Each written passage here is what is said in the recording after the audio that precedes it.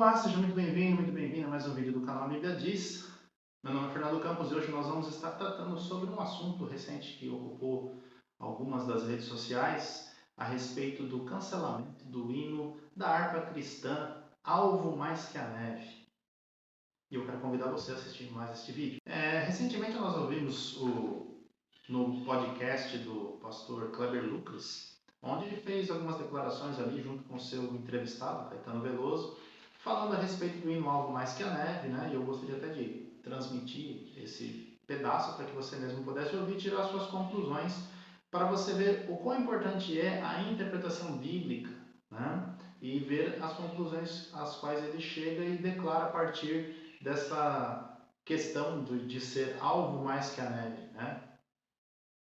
Bem, como vimos, o ponto que está em evidência ali, que ele acaba ressaltando, né, falando a respeito de um hino que tem uma letra muito bonita, que geralmente é um hino tocado em boa parte das igrejas, né, falando a respeito, geralmente no culto de Santa Ceia ou de Ceia do Senhor, né, onde as pessoas são levadas a pensar, a meditar nos seus pecados, a se autoexaminar, para aí depois sim poder compartilhar, né, do pão e do cálice, celebrando sua comunhão com Cristo, celebrando sua comunhão com a igreja, com os irmãos.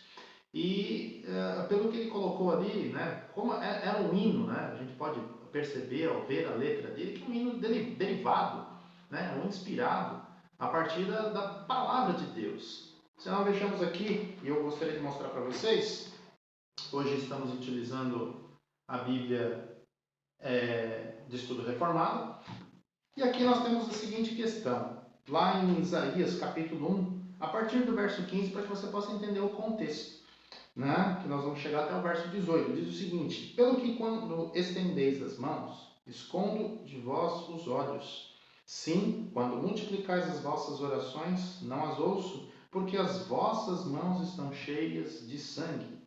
Lavai-vos, purificai-vos, tirai a maldade de vossos atos de diante dos meus olhos. Cessai de fazer o mal, aprendei a fazer o bem, atendei à justiça, repreendei ao opressor, defendei o direito do órfão, pleiteai a causa das viúvas. Vinde, pois, e arrazoemos, diz o Senhor. Ainda que os vossos pecados sejam como a escarlata, eles se tornarão brancos como a neve.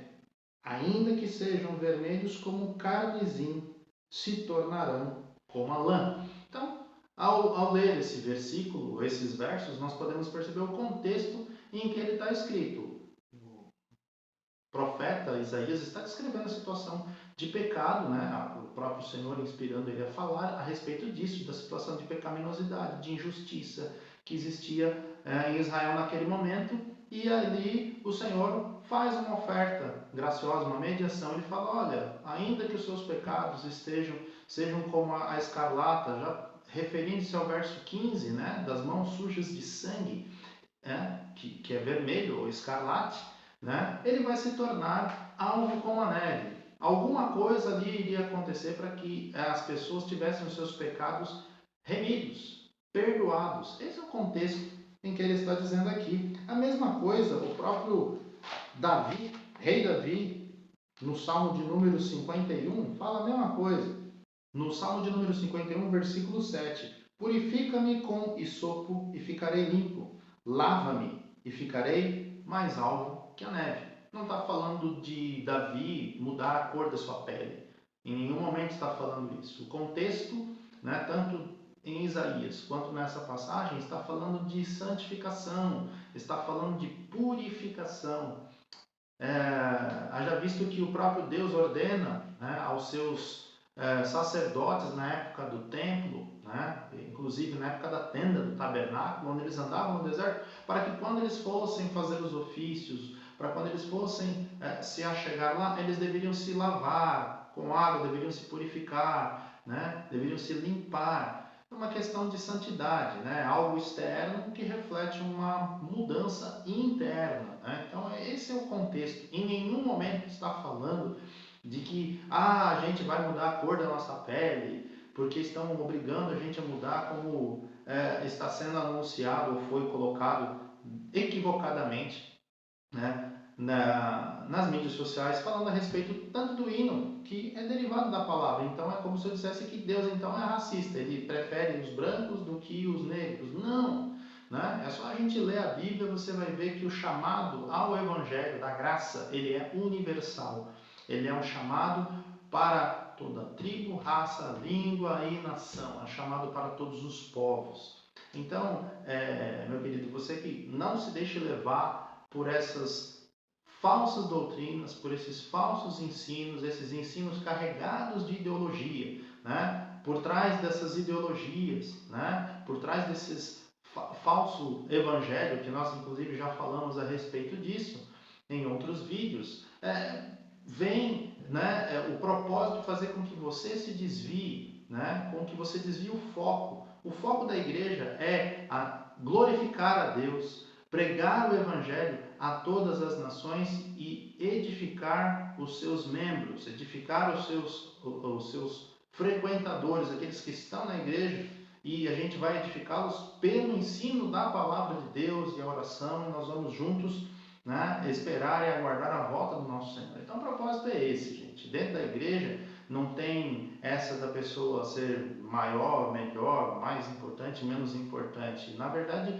o próprio Jesus, quando disse para os discípulos que aquele que quisesse ser o maior no reino de Deus deveria ser o menor, deveria ser o que serve. Então, o Evangelho é exatamente o contrário do que aquilo que é pregado aí fora, anunciado aí fora, permeado por essas ideologias, né? No caso, essa falando a respeito das minorias identitárias, especificamente falando dos negros. Olha, gente, eu também sou negro, então por aquilo que ele falou, não me senti representado, não estou fugindo da minha responsabilidade, não estou ignorando que existe realmente o racismo, não só no Brasil, mas em outros lugares, né, do mundo. Nós sabemos disso, estamos cientes disso. Mas o nosso papel enquanto cristãos é pregar o evangelho puro e simples e não ficar pegando o evangelho, pegando textos, distorcendo eles, trazendo eles para um outro contexto, né, para fazer com que ele se encaixe nas nossas ideologias. Não, isso está errado. Então era isso que eu tinha para passar para vocês. Espero que você tenha sido edificado a respeito disso e que você tenha mais uma vez reforçado essa questão do quão importante é nós sabermos ler e interpretar corretamente as Escrituras. Então não se deixe enganar por vãs filosofias, por ideologias que estão carregadas hoje, né, na nossa sociedade. Vejo você numa próxima oportunidade. Deus te abençoe.